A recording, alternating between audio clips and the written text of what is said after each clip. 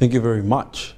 Now, renowned author, academician and lawyer Isaac Lubogo believes that Africans have for a long time been misled from the good realities of their own culture, which would have been a basis to solve many of the socio-economic and political challenges faced today.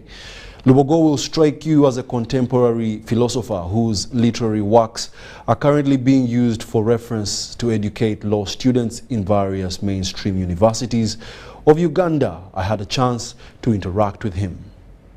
Having authored 25 books so far about the law profession of Uganda, you can easily know that Isaac Lubogo has the country at heart and wants to see the potential of every citizen fully utilized.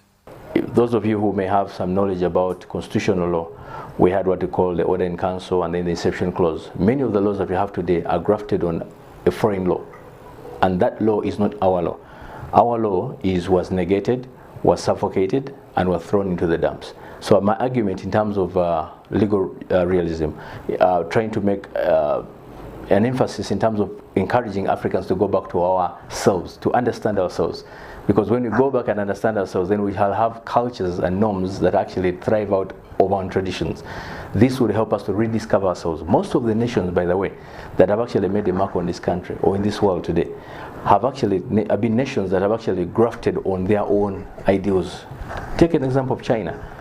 To go talk about the Asian giants, you know, all those, they have actually embedded their education system into their own culture and norms, and that has given them a foundation and a basis under which to excel. He argues that the lack of interest to read by many Ugandans has kept them away from fulfilling their God-given purposes, a culture that the Ministry of Education must promote proactively.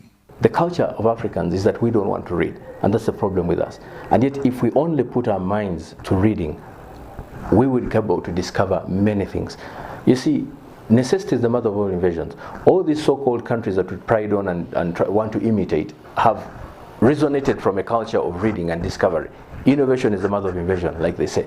So if we don't have that culture of reading and that culture of research, that idea of trying to go think outside the box and throw the box away, then we're not going to free our minds. Our minds have been captivated where we understand. Listen to the word, understand. Meaning, we should not understand because we have put a limitation, but we should overstand.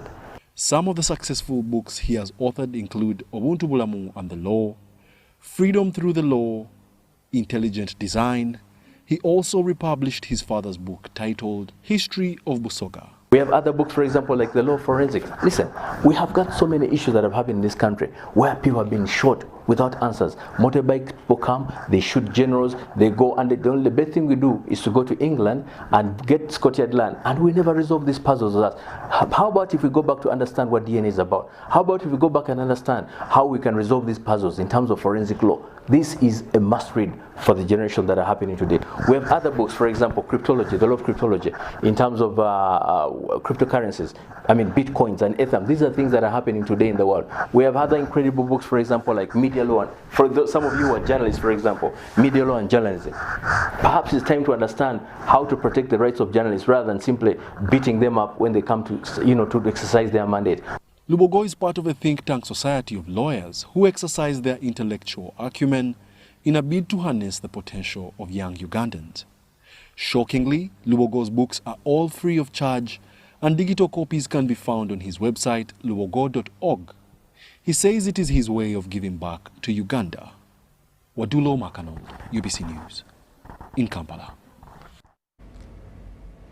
And with that, let's take a short commercial break. We'll be back with business.